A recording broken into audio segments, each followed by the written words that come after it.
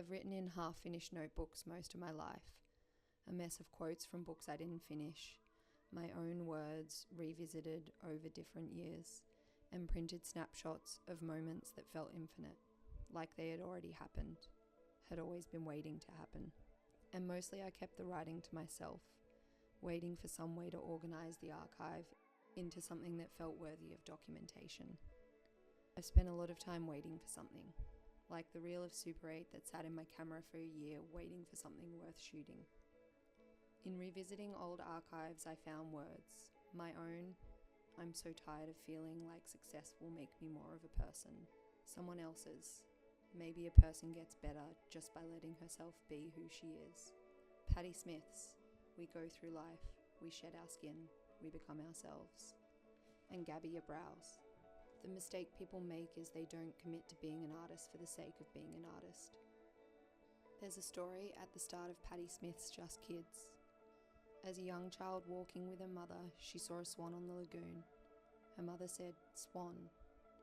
The sight of it generated an urge I had no words for, a desire to speak of the swan, to say something of its whiteness, the explosive nature of its movement, and the slow beating of its wings.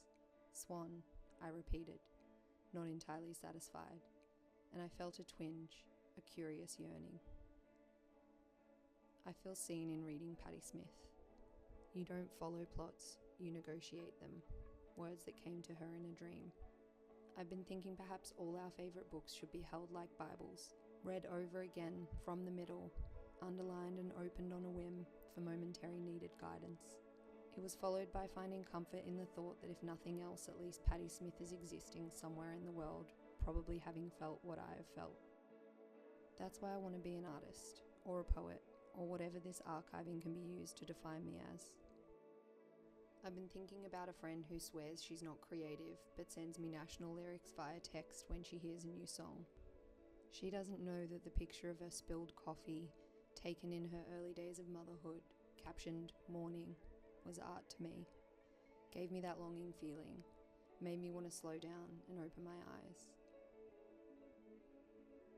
Something happened for me during the monotony of COVID lockdowns, the slow days in the same walls.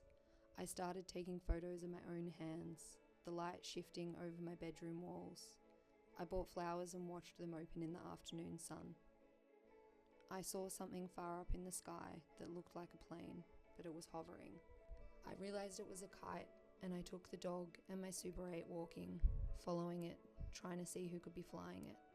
I got to the park and found an older man. He said only, "It's too high." All of life is art.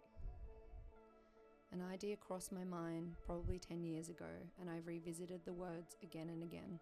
Beautiful things make us hungry. Having nothing to do made me fall in love again with documenting the smallest moments, which in turn made me see more of them, go looking for them. My brother once said if they understood, they'd understand.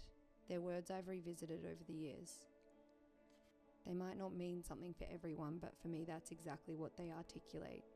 Your work might not be for some people, but that's why it will mean so much to the people it is for. So document the things that make you feel like all of life is art. Being an artist, a poet, a writer, whatever it is just slowing down enough to let the curious yearning make you hungry.